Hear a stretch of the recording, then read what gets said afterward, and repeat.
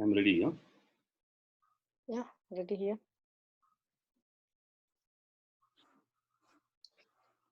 Good morning, everybody, and welcome to the Heartfulness Wellness webinar series. This is Deepak here, and we're in interesting times now as we head towards the fifth week of the lockdown in India and possibly multiple weeks across the globe.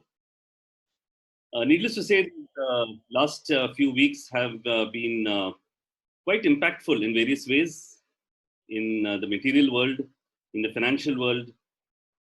Most importantly, it has impacted the family in multiple ways, both positive and negative.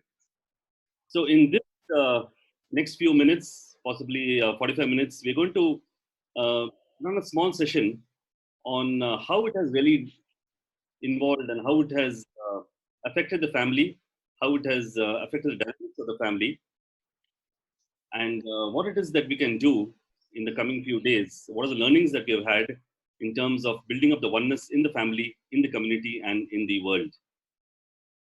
I have with me two eminent personalities. The first of them is Mr. Victor Kanan. He is a C-level financial executive, and he started his career in and moved to a private high-tech enterprise serving as a CFO since the late 1980s. He's a director at the Heartfulness Institute, US. He's authored more than 100 articles published by various magazines, including blog sites. He has a clear strategic vision and has been a successful business leader in fast growth and high intensity environments. His domain expertise as a finance expert spans high tech, manufacturing, gaming, and software industries. Welcome aboard, Victor. Thank you, Deepak. Thank you for having me. We also have with us another eminent personality, Mrs. N.R.Visalatchy. She is the director at the Postal Services, Hyderabad. She was incidentally the youngest officer to have attended the 72nd foundational course meant for the civil servants in 2002. She is involved a lot in heritage and culture for the last many years and involved in the conservation of our very precious heritage, bringing back various publications in print as well as in research. She was a director at the Heritage Telangana. She is currently at the Postal Department, and you'd be happy to know that in the last many weeks, the Postal Department has been involved in distributing medicines, COVID-19 test kits, food, essential commodities, and dispersal of the direct benefit cash to the poor and needy. So it's great to have you on board. Welcome, Ms. Visalatchy. Thank you, Deepak. So let's move on straight to the session without further ado. And I'd like to kickstart this particular session with a short question, because we find a lot of families are not in the same place, and this is a critical thing that has happened. A lot of people have moved disintegrated families, and they have spanned across the globe, also within the country, etc. And when the lockdown was announced suddenly in various parts of the globe, they have been stuck at various places, parents elsewhere, children elsewhere, and various other situations. So it came as a shock to various people. And my first question to Victor, he's based in the US, his family is in India. So what are your views on this particular disintegration that has happened? I think over decades, we have been drifting a bit. Of course, we all needed to continue to succeed in life. That's one of the impulses all of us have. And so most of us sought to improve our material well-being. And sometimes it is the ambition of one's own self. And at times it is the ambition of the parents that we execute. But the consequence of that is, over a long period of time, industrialization, urbanization, and globalization have led us to drift apart. And personally, there was a tragedy in my family recently. My 93-year-old mom passed away on the 27th of March. And I couldn't even go to India to be with my brothers. And so that was pretty tough but we had to accept and move along. And like this, there are perhaps many families that are not even able to partake in joys and sorrows. So I think it's a huge reset for all of us to think about what can we do better. Obviously, calamities have come and gone. This is not the first one, and this is not the last one. And so the most important thing is, how do we convert this crisis as an opportunity, and also to improve the cognition of the things that are important to our lives. This COVID-19, it's awful and pretty scary, and it has touched everybody's lives in a very non-discriminating manner. Unfortunately, this has become one of the great levelers of poor countries, rich countries, poor people, rich people, without any regard to caste, religion, class, gender. But universally, I think people are pausing and trying to assess, not only from the point of view of health and economics, but also from the point of view of families and values and feelings and interconnections. So I think if we take the bright side of this and also put in place a deliberate process of reevaluation, I think we can come out of this stronger. And in this, family does matter. Family always mattered. And family matters even more now. And I hope, in the next month or so, when we are gearing up to go and finish up the pending tasks and, catch up on lost sales and profits, we will use this next couple of weeks of isolation for value assessment and put in place a stronger foundation, so that as an individual, as families, as communities, and as countries, we can be stronger together going forward. Thank you so much, Victor, and do accept my apology. I mean, the fact that you lost your mother, and I'm sure this echoes with the sentiments of various individuals across the globe who have gone through similar, such tragedies in the last 1 month, when they're not able to be with their loved ones, especially when it was needed the most. I think values have never been tested before, like the way it has been tested in the last 1 month. So my next question to Ms. Visalatchy is, what really do you think has this particular situation taught us in terms of values, family values, and awareness? Yeah. This COVID-19 and the past few weeks have been really very educative, personally. I always used to think, when I get out of my home, I've been living in Hyderabad for the past 9 years. I always used to think that though I've been here in this place, I don't know any known face. When I step out of the house, this is completely opposite to our native place, where you know every other person.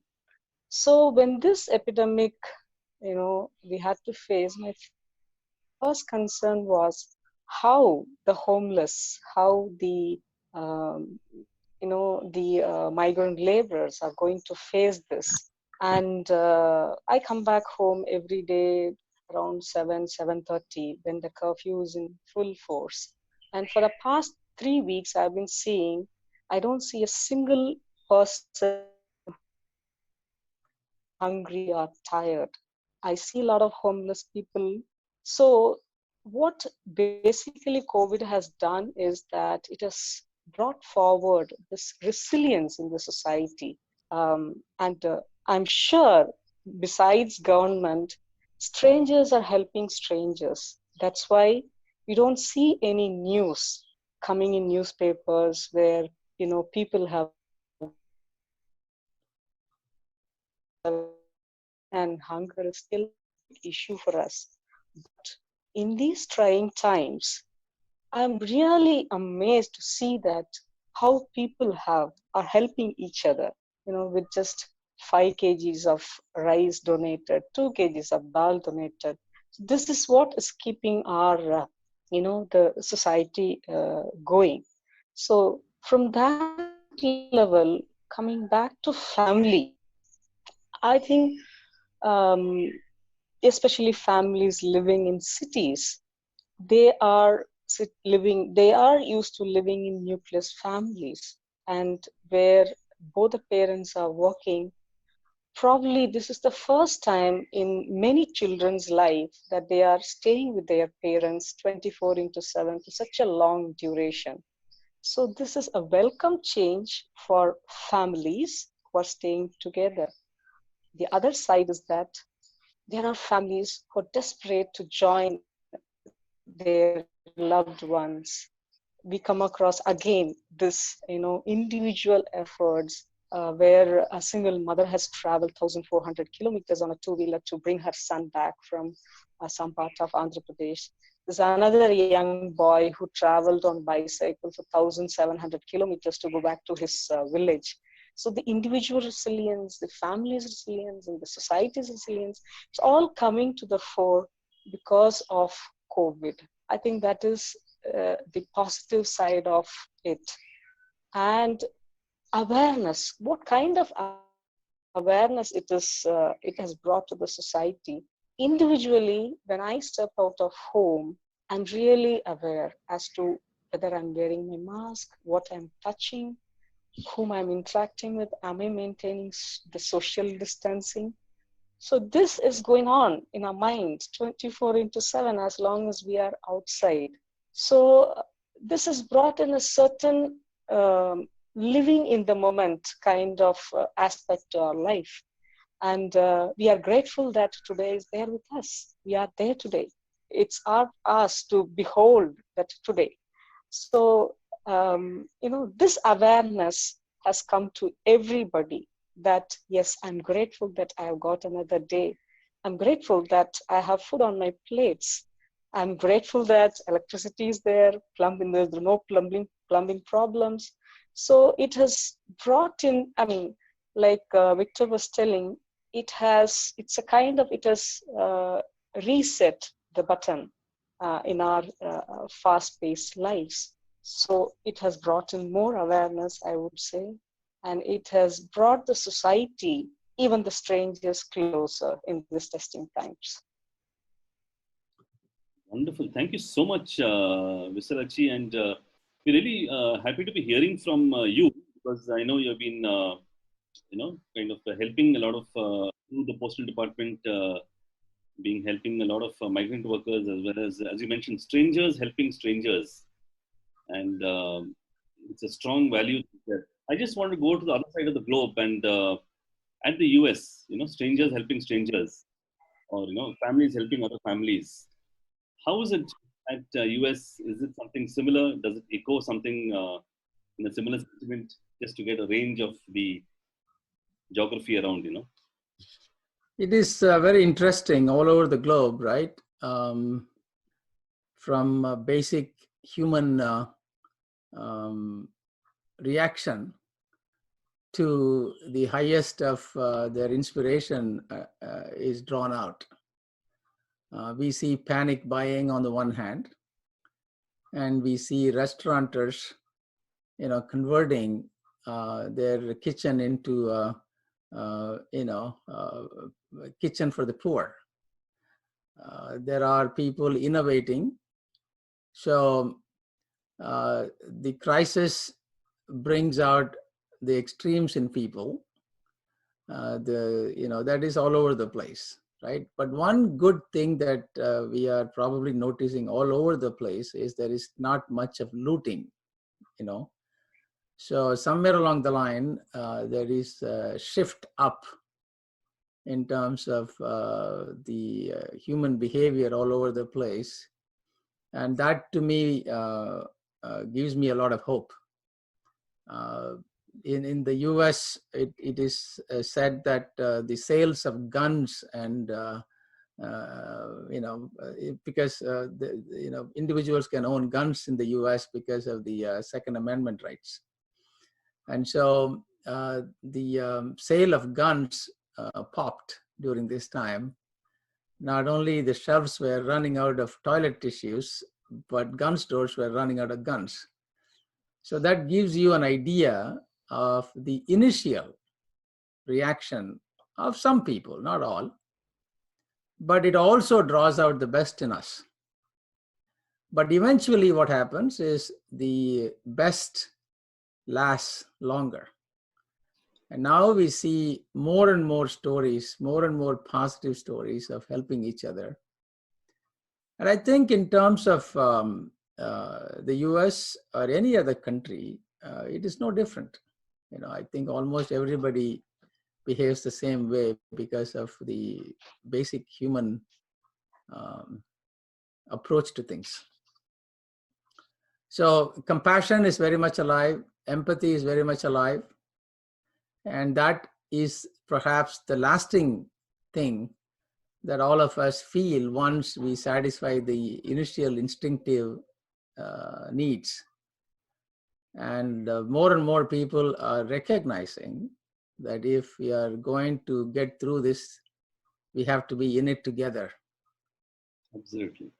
So that's what is happening in the US too. And US is now, because of the size of the country, the robust travel possibilities, there are a lot more hotspots.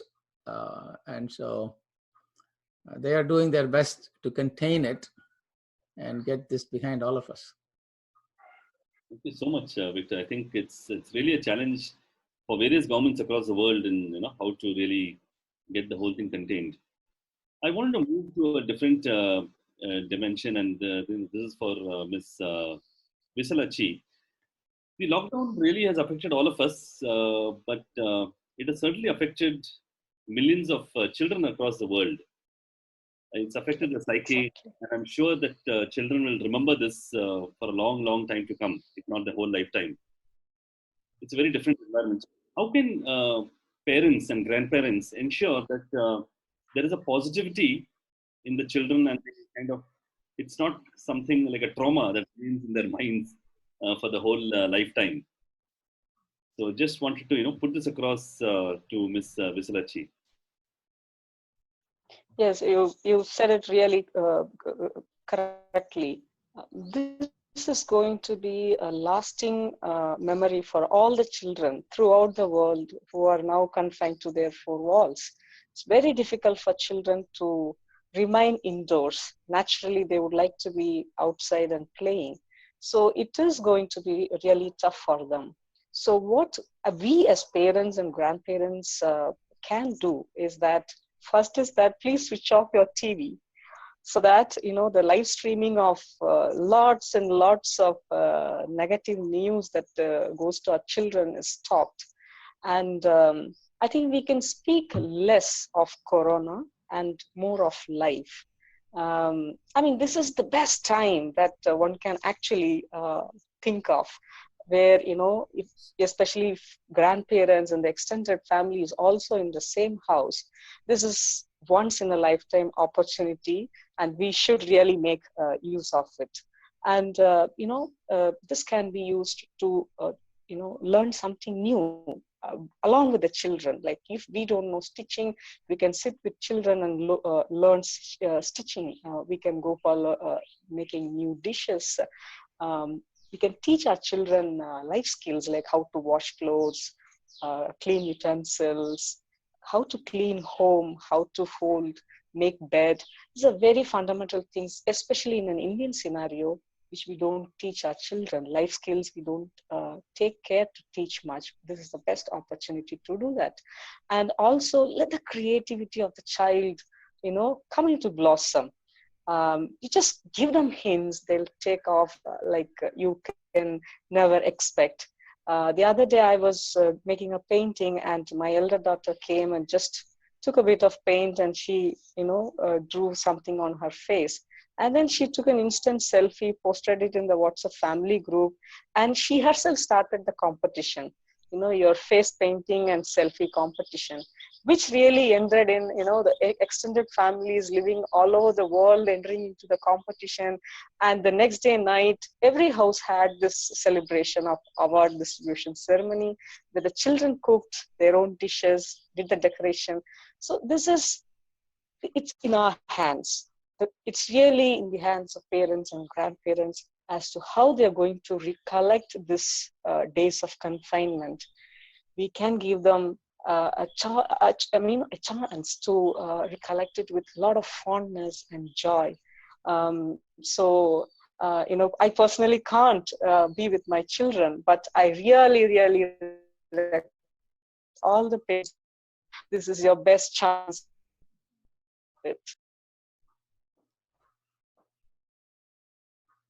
Absolutely, absolutely. Thank you so much. I think you've given a lot of new ideas in terms of being creative, family selfie competition across the world. Wow, this is the first time hearing of it. And I think the viewers will take a lot of cue, and we should really see the positivity in a lot of things, because I think kids are the ones who will be affected the most, and it's a good time and to kind of take it to a level where they remember this in a happy manner. I wanted to shift to the talk. I think we've been talking a lot on integration, family values, positivity around it. There's another aspect to the entire lockdown, and this particular discussion I wanted to have with Victor, especially in the West. There's a saying, that familiarity breeds contempt, and we hear the news. There are a lot of couples who are not used to staying together. Now they're having a lot of wars, because they're living in one house with the same wife for a long time, or similarly, in Europe and various other places. So, what's your view, on this particular thought of, even when people are together, are there conflicts, and how do we really overcome this? Yeah, I think the current situation actually accentuates all that is within, right?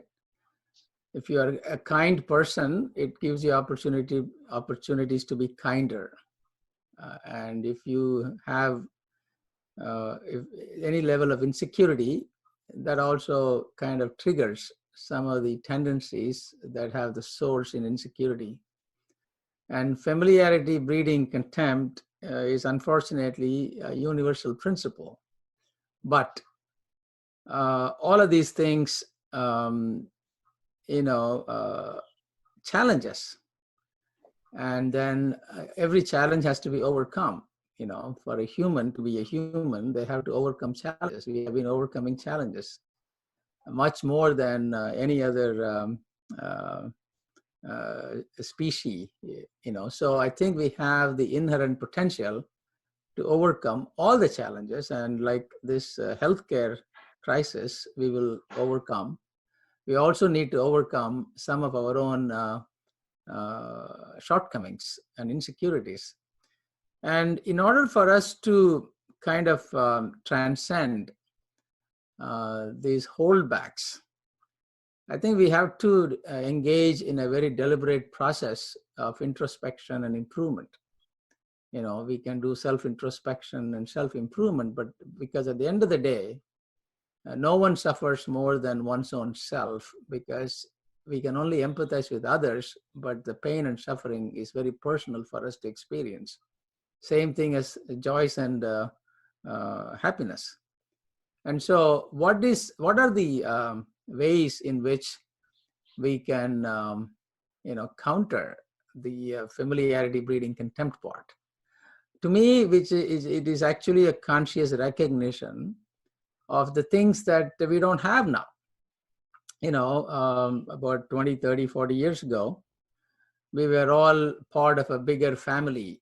We were all part of a lot more continuity of wisdom. And now we are talking about wisdom bridges, right? Because we don't have the access to the constant storytelling of grandparents. Can you imagine the children with a robust connection with grandparents and the grandparents telling them stories about perhaps some calamities they went through 30 years ago, 40 years ago, 50 years ago, and giving the children the actual personal stories of courage and wisdom and how they have been able to overcome. And can you imagine what it does to the children and grandchildren in terms of having a perspective on this crisis? And so I think this crisis would definitely bring forth the importance of the continuity in a family. And I think we all need to rethink about our ambition versus the most important elements of value system on which we build our lives. So I'm just remembering a talk that I heard a long time ago. I forget the name of the speaker. He puts values in three, stages of hierarchy: people, events, and things. So I have an acronym: PET. What's your pet, right? What's your favorite pet? It is actually the set of values that can be put on a hierarchy where you put people first, then you put events, and you put things last. So that kind of an orientation towards each other, where I value the person in my life that is important to me, right? Grandparent, parent, partner, children, friends.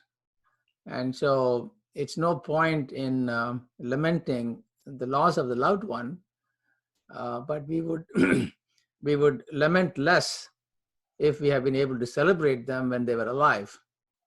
And so from that perspective, we can easily counter this universal phenomenon of familiarity breeding contempt, and we could perhaps convert that into familiarity breeding contentment, forget about this contempt. But can you imagine parents that have been blessed with children that have some disability? I'm using the word blessed because through suffering, a lot of good things come out. And so just imagine a family where you have, these kinds of blessed children that require additional draw from the inner sources of your own heart: the love, the compassion, the patience, the embrace. So the familiarity breeding contempt should be changed, and perhaps we should promote familiarity breeding contentment. And I think that is the foundation of happiness and progress for human life. Thank you so much, Victor. I think a lot of familiarity breeding contentment, people, events, and things, which also reminds me something that a friend of mine used to say. We normally love the things and use the people, but probably this particular time, we're learning to love the people and use the things. So I think that kind of juxtaposes with what you said.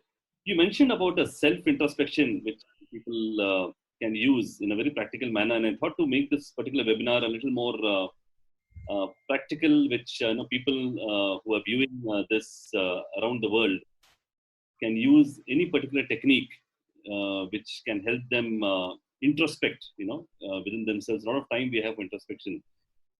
So would you like to suggest any particular technique, for a few minutes, which all of us can practice, which can help one introspect within and, our values of life, Victor? Sure. I practice Heartfulness, a system of meditation and other tools and techniques. There is one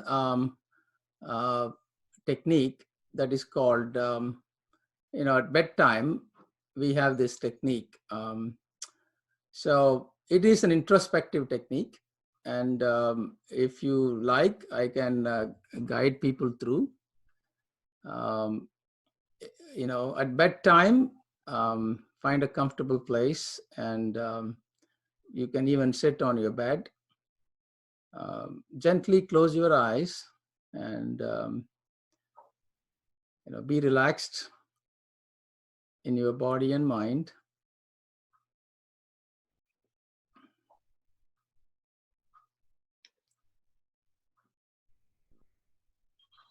Continue to breathe normally.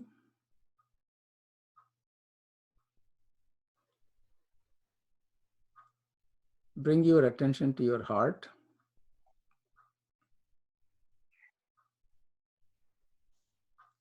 Just scan through your mind and see if there are things that you have said and done that you are not happy about or feel ashamed about.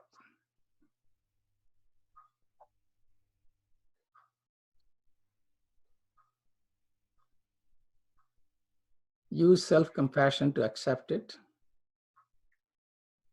for we cannot change the past.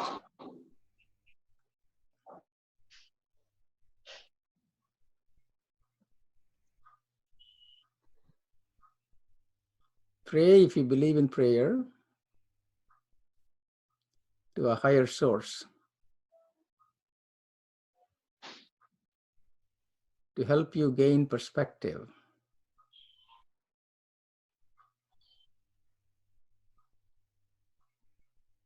And draw up your own self-courage.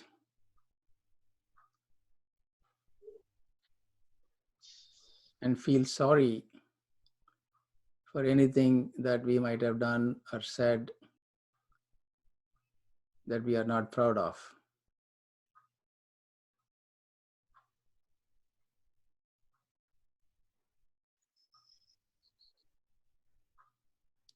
Deeply think about how we could have behaved better.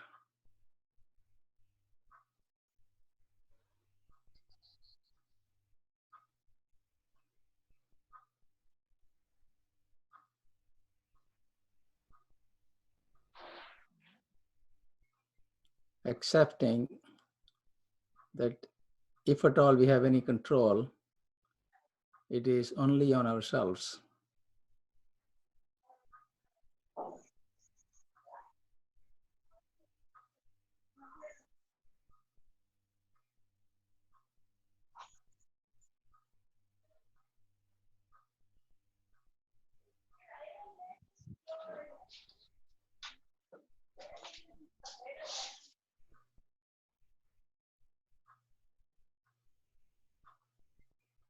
Repent if you have to.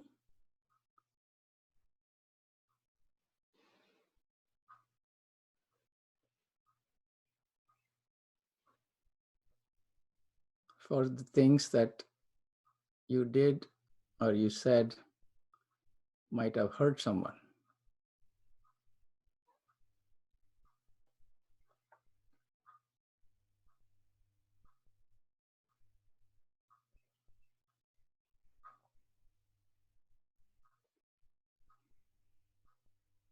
Let go.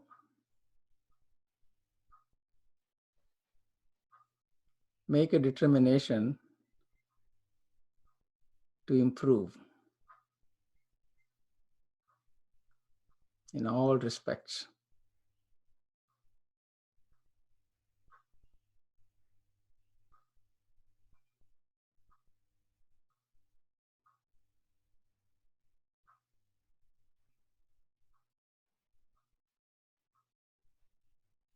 Think of seeking help if necessary.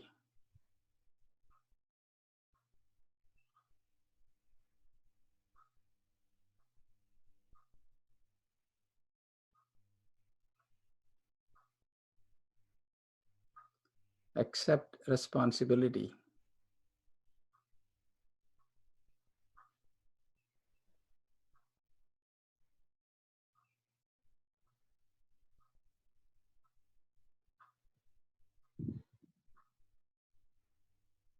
Now create a condition of prayer in your hearts.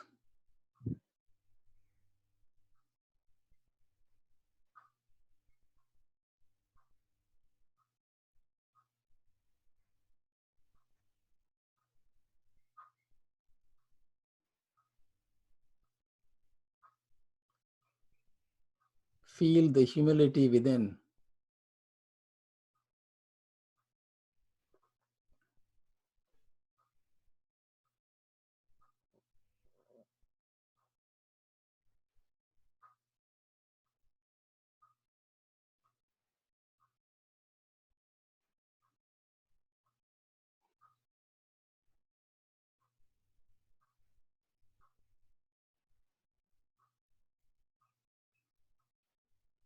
Make a resolve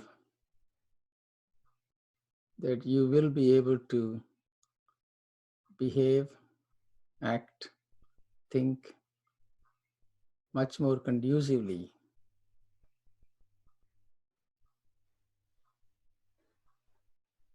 with love in the heart, peace and calm in yourselves.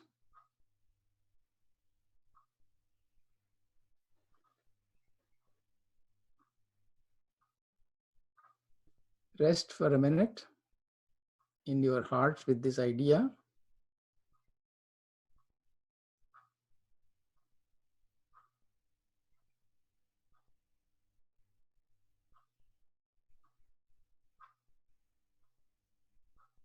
Visualize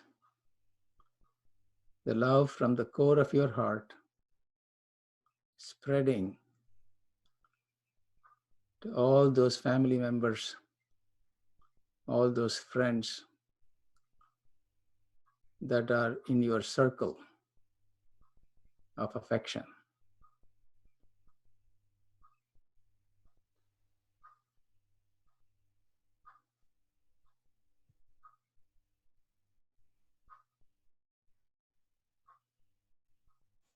When you are convinced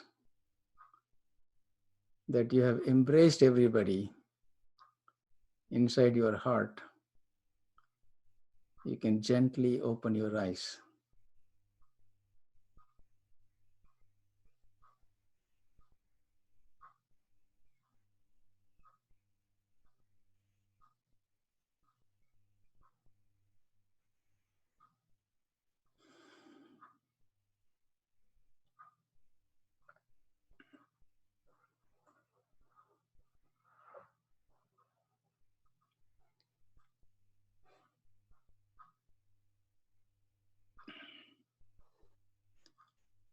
And then one can slip into sleep, because this is recommended that you do at bedtime.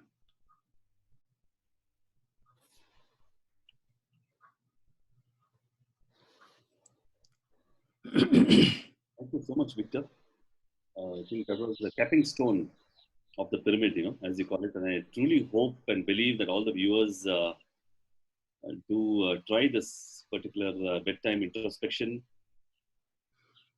I'm sure it will go a long way to take us through these trying times. Before we move on to question answers from the audience, I just like to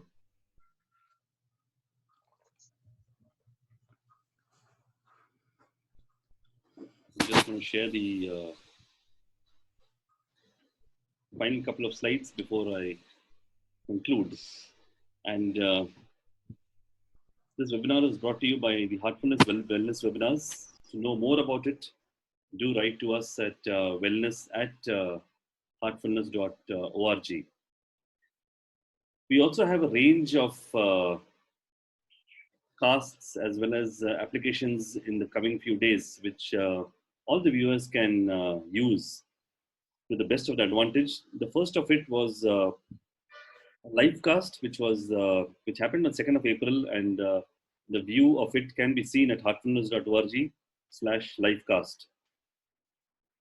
It's an interview with the Global Guide of Heartfulness, Mr. Kamlesh D. Patel, and it also contains links towards the masterclasses and towards the 90-day challenge. So to know more, you need to actually go to that site.